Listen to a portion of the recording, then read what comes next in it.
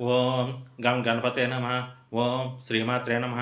నా ఈ triple yes astro solutions చూస్తున్న వీక్షకులందరికీ నా హృదయపూర్వక ధన్యవాదాలు. ఇక్ ఈ వీడియోలో మనం 2025 సంవత్సరం కృత్తికా నక్షత్రం వాళ్ళకి ఏ విధంగా ఉండబోతోంది అనేది విపులంగా తెలుసుకుందాం. ముందుగా 2025 సంవత్సరం గ్రహాల గమనాన్ని ఒకసారి పరిశీలించినట్లయితే శని భగవానుడు 2025 మార్చి 29 దాకా కుంభరాశిలోను, ఆ తదుపరి సంవత్సరం అంతా మీనరాశిలోను సంచరిస్తాడు.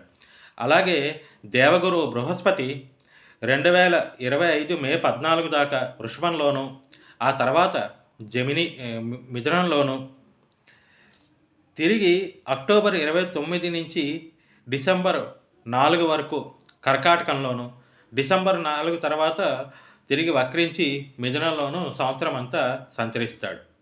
ఇక రాహువు 2025 మే 18 దాకా మీనంలోను, ఆ తర్వాత కుంభంలోను తన సంచారం సాగిస్తాడు.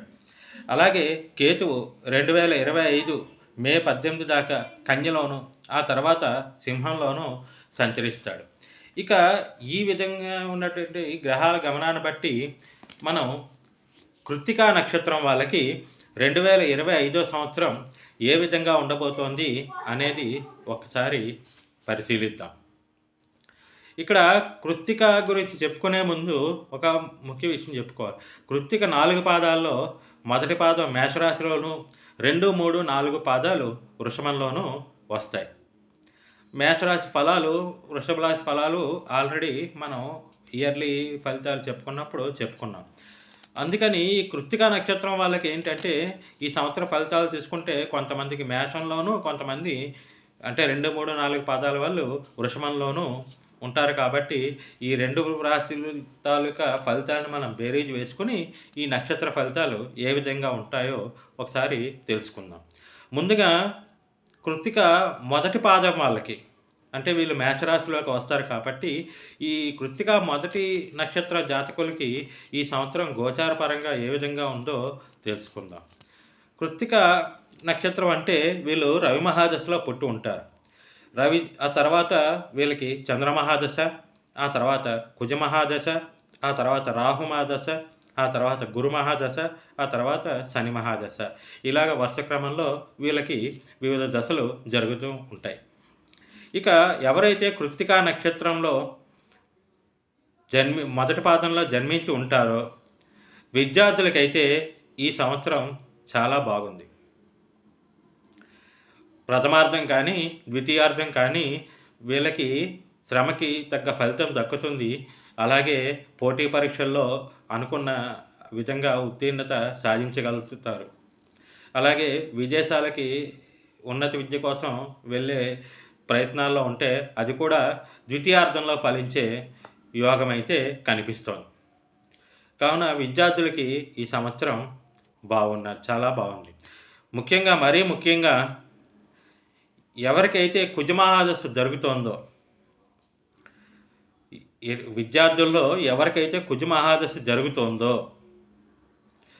ఆ కుజుడు కానీ మీ జన్మ జాతకంలో గురువర్గ రాశుల్లో అంటే మేషం కానీ, సింహం కానీ, కర్కాటకం కానీ, వృశ్చికం కానీ, ధనుస్సు కానీ, మీనంలో కానీ ఉంటే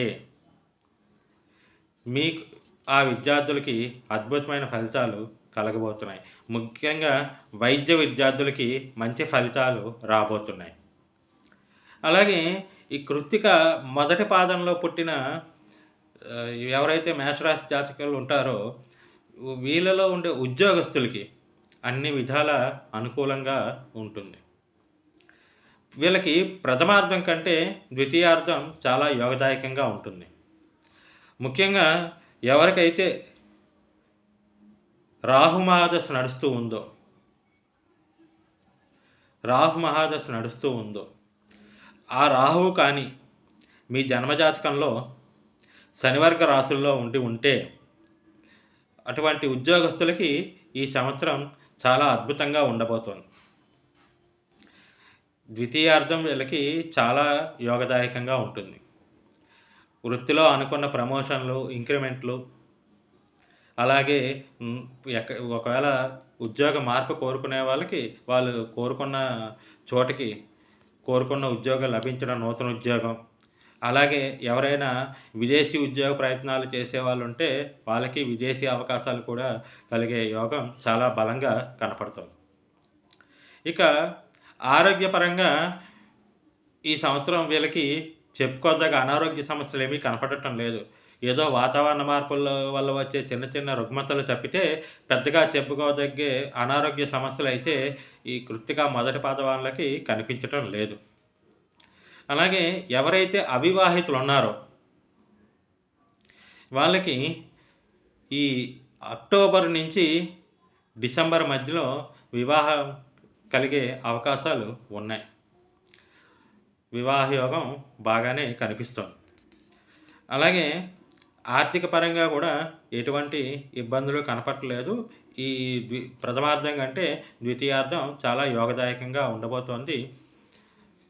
ఇక ఒకవేళ ఈ కృత్తిక మొదటి నక్షత్ర జాతకులకి ఎవరికైనా కానీ గురుమహాదశ కానీ రాహుమహాదశ కానీ జరుగుతూ ఒకవేళ ఆ గురువు కానీ రాహు కానీ మీ జాతకంలో కలిసి లేదా ఒకరిచే ఒకరు చూడబడుతున్న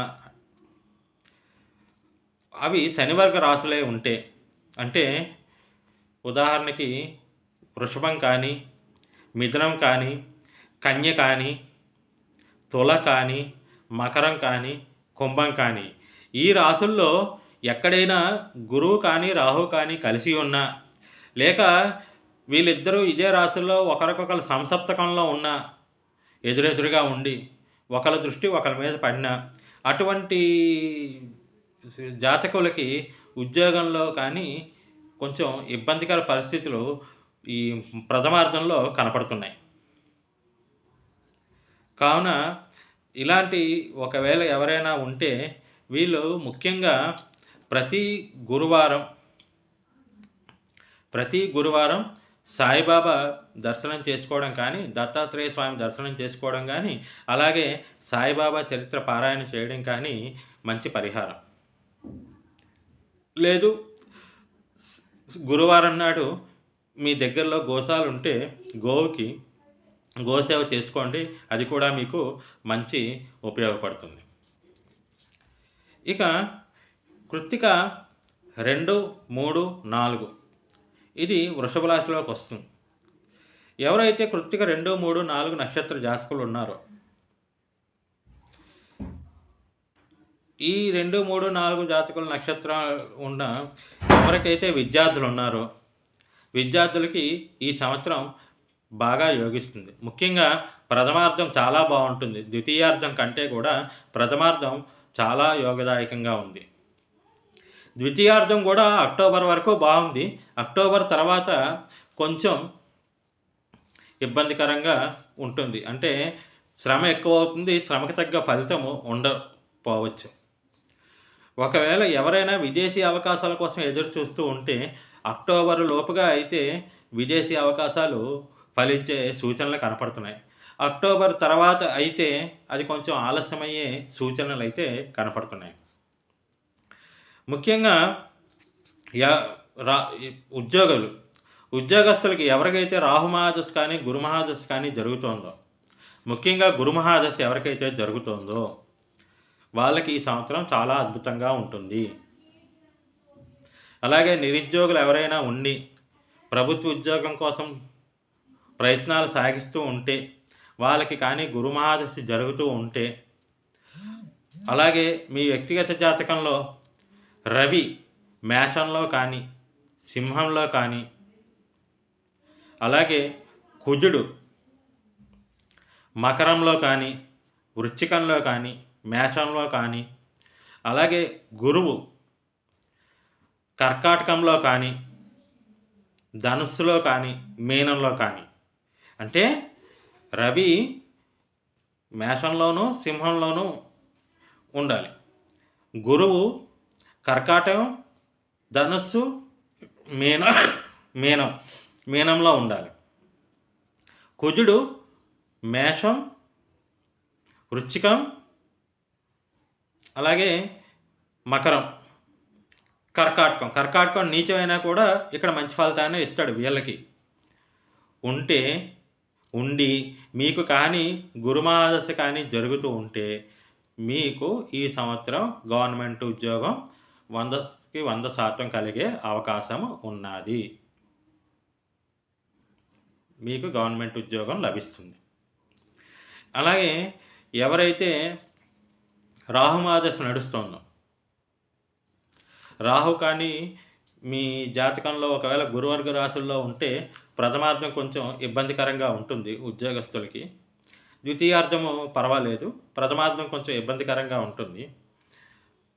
అందుకని ఎవరైనా రాహుమహాదశ నడుస్తున్న వాళ్ళు ప్రతి శనివారం దుర్గాదేవి ఆలయాన్ని సందర్శించుకోవడం కానీ, లేదా దుర్గా స్తోత్రం చదువుకోవడం కానీ, ఏదైనా నల్లటి కుక్కకి గోధుమ రొట్టె తినిపించడం కానీ మంచి పరిహారంగా ఉపయోగపడతాయి. ఇక ఆరోగ్యపరంగా ఈ సంవత్సరం ఎటువంటి చిక్కులు కనపడట్లేదు, ఆరోగ్యం అంతా బాగానే ఉంటుంది. అలాగే ఎవరైతే అవివాహితులు ఉన్నారో, ఒకవేళ రాహుమహాదశ సాధారణంగా నడుస్తూ ఉంటుంది వివాహ సమయానికి టైంకి. రాహుమహాదశలో కుజవర్గ రాశుల్లో రాహు ఉంటే వాళ్ళకి వివాహం యోగం అంతగా కనిపించటం లేదు, వివాహపరంగా చిక్కులు కలిగే అవకాశాలు ఉన్నాయి. అదే రాహు కానీ శనివర్గ రాశుల్లో ఉండి ఏదైనా శుభగ్రహ దృష్టి ఉంటే, మీ జన్మజాతకంలో శనివర్గ రాశులు అయినటువంటి వృషభం, తుల,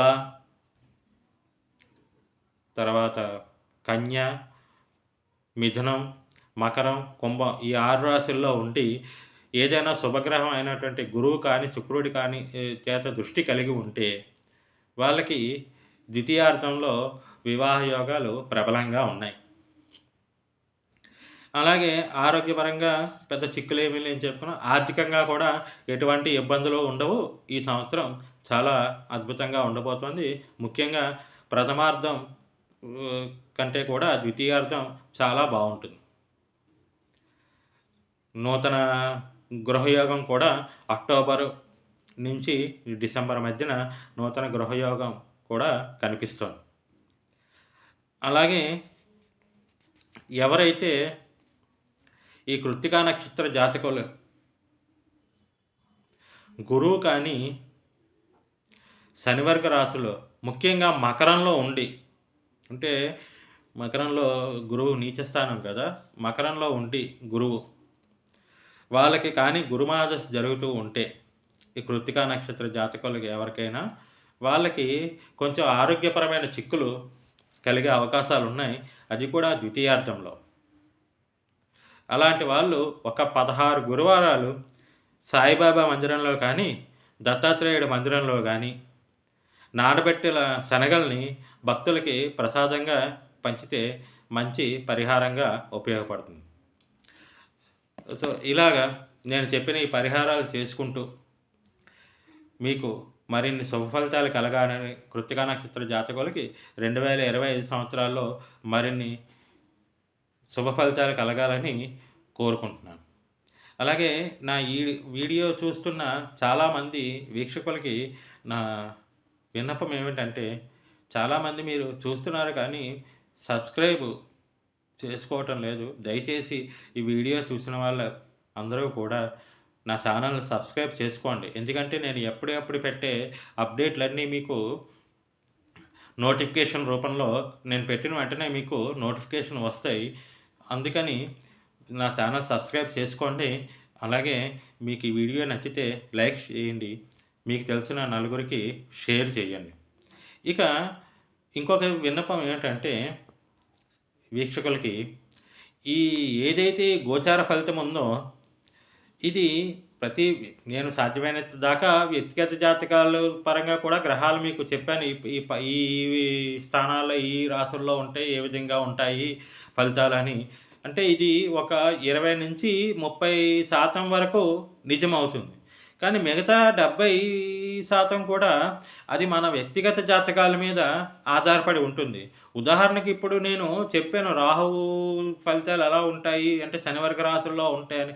కానీ ఆ శనివర్గ రాశుల్లో ఉన్న రాహువు ఉన్నప్పుడు మిగతా గ్రహాల తాలూకా పరిస్థితులు కూడా మనం చూడాలి. అలాగే రాహువు మీద ఏ శుభగ్ర ఏ స్ లగ్నాన్ని బట్టి ఏ స్థానంలో ఉన్నాడు రాహువు, అలాగే రాహువు మీద ఏమైనా శుభగ్రహాల దృష్టి ఉందా?